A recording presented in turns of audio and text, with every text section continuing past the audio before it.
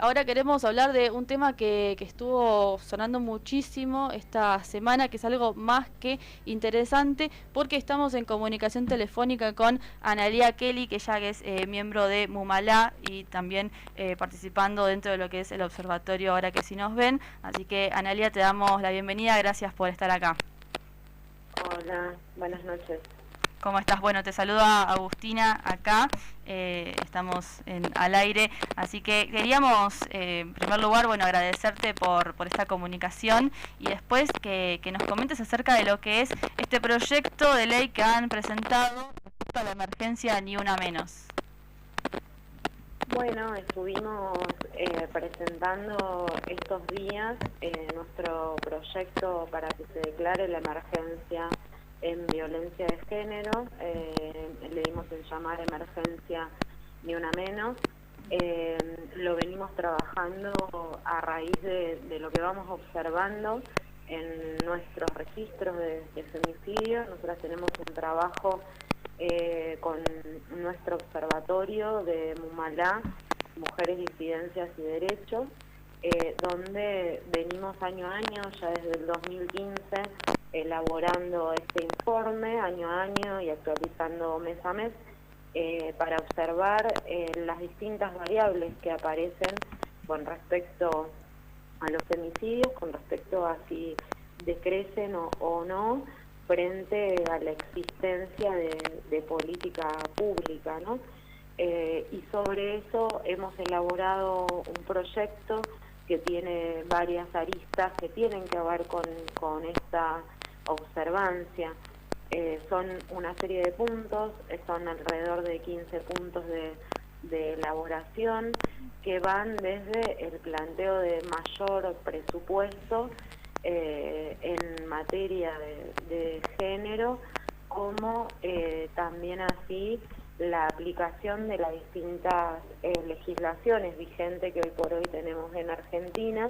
Una de ellas para remarcar es la ley Micaela y también la ESI, a partir de que necesitamos perspectiva de género en todos los órdenes del Estado y fundamentalmente en cada una de las instituciones que abordan la problemática, ¿no? Que hacen el abordaje de cada una de las situaciones de violencia de género.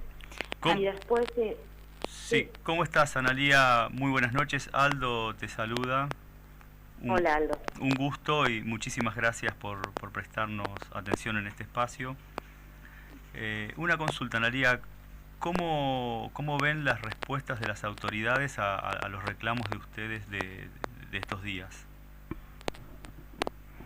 Bueno, aparecen una serie de anuncios, ¿no?, que se vienen haciendo desde que inició la nueva gestión de gobierno en materia de género, con cierto cambio de paradigma, ¿no?, sobre lo que se debe considerar un trabajo más en profundidad con respecto a las distintas problemáticas.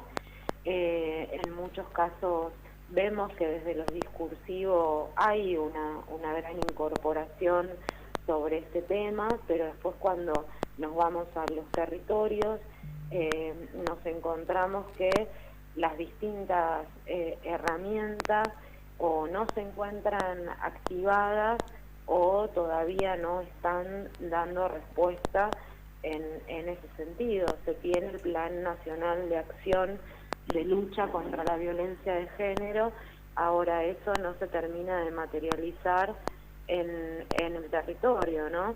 Por ejemplo, el patrocinio jurídico gratuito no aparece, la ampliación de equipos, que es uno de los elementos que nosotros incorporamos en nuestro proyecto y nos parece fundamental, eso tampoco está, porque la demanda es mucha, y después por el otro lado, donde, bueno, la asistencia y el acompañamiento se hace de forma remota y no con continuidad en el tiempo. Observamos que, por ejemplo, de las 69 muertes violentas de mujeres travestis y trans que llevamos en el año, el 29% de los femicidios contenían denuncias, ¿no?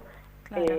Entonces, bueno, es esto también. Se denuncia, se pide ayuda, se pide asistencia, y eso no llega a ponerle un freno o un alto a la violencia de género y sobre todo a los femicidios, que es la máxima expresión, ¿no? Evidentemente hay algo que está fallando y merece un cambio urgente.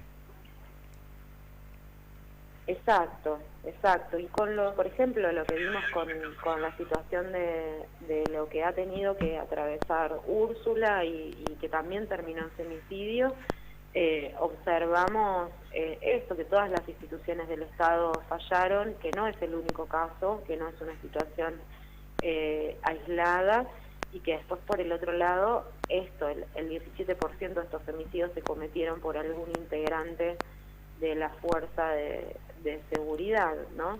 Entonces, bueno, son elementos a tener en cuenta y que son verdaderamente alarmantes, que tiene que haber un trabajo territorial mucho más extendido y de forma más concreta, ¿no? Analía, ¿qué tal? Emiliano te saluda. Hola, Emiliano. Con respecto a las denuncias, ¿hacia dónde se hacen este tipo de denuncias? ¿Quiénes serían los principales encargados de recibir este tipo de denuncias? ¿Y se trasladan hacia otro rubro? Podríamos decir, no sé, ¿ustedes denuncian a la policía? ¿O se denuncia hacia algún número? ¿Cómo es la denuncia se hace en la comisaría. O sea, para recibir asistencia y acompañamiento, siempre en todos los casos se requiere la denuncia para que se pueda actuar. O sea, la policía no actúa de oficio en estos casos, porque bueno, uno de los temas es que no ha sido incluido como un tema público. Entonces, como es del orden privado, se actúa en base a la denuncia, en base a la demanda, ¿no? En ese sentido. La denuncia se realiza en comisaría, muchas veces encontramos inconvenientes con respecto a eso, no se quiere tomar la denuncia, o se informa mal, se vulneran derechos, en algunos casos hay mucho retraso o demora para eso. También se puede hacer denuncia vía fiscalía, de forma directa. Hoy las denuncias en fiscalía se hacen de forma online, a través de un mail, y después las medidas, ya sean cautelares, hablamos de exclusión del hogar o restricción perimetral, son brindadas por un juez, ¿no? El juez que entiende en la denuncia que le es asignada, asigna esa orden. Y, por ejemplo, para que nos demos una idea, el 19% de los femicidios poseían estas órdenes, por lo cual hubo una vulneración de esa medida que un juez ha tomado. Sin embargo, se ha violado esa restricción y bueno, y se ha terminado con la vida de esa mujer. Una de las cosas que se observan que faltan es el tema del monitoreo, porque se hace la denuncia, se posee la orden de restricción, ahora el monitoreo no se hace, es el 911, el llamado al 911 para que asista a la víctima, y en muchos casos no termina llegando, digamos, a tiempo. Entonces, bueno, termina de la peor manera. Tal cual. Analía, a este punto iba a ir justo porque uno de los destacados, ¿no?, de este proyecto es los dispositivos electrónicos, ¿no? Este monitoreo para los agresores, algo que hace falta totalmente, sobre todo esta parte de los dispositivos, y es algo que también muchas compañeras feministas desde el lado de Uruguay, que recientemente había conseguido algunos dispositivos nuevos y nuevas implementaciones, venían diciendo, bueno, hay que apuntar a ese lado. ¿Ustedes lo han incluido acá dentro del proyecto?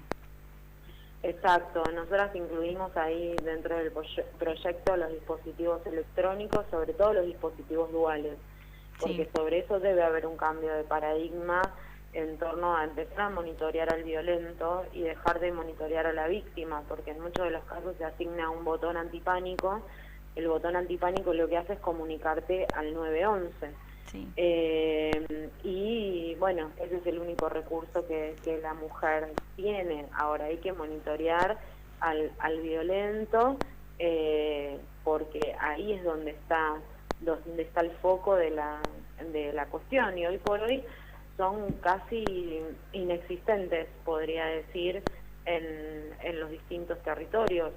Capaz que hay a disposición uno o dos, son muy pocos, escasos esos recursos. Por eso también hablamos de esto de el presupuesto, ¿no? Acorde a esta situación, con la magnitud que esto tiene. Totalmente, porque cuando hablamos de voluntad política también hablamos de presupuesto, ¿no? Sin presupuesto no podemos implementar y no podemos ir a ningún lado. Recordamos, estamos en comunicación con Analía Kelly, que es referente de MUMALA. Y Analía, ¿van a estar realizando acciones puntualmente el 8M, este Día de la Mujer 2021? Sí, exacto, vamos a estar movilizadas en todo el país, y bueno, y el epicentro acá va a estar en el Congreso de la Nación, donde muchas vamos a confluir allí. Nosotras también nos estamos organizando para hacer algunas intervenciones previas en muchos distritos del conurbano, y bueno, y luego partir para Congreso y acompañar lo que va a ser esta jornada de lucha, que seguramente va a ser una jornada con mucho impacto y con mucho acompañamiento también en ese sentido, no solo de las que venimos organizadas, sino también por una parte de la sociedad, ¿no? Que también toma nota de esta situación y que se siente parte y se siente interpelada.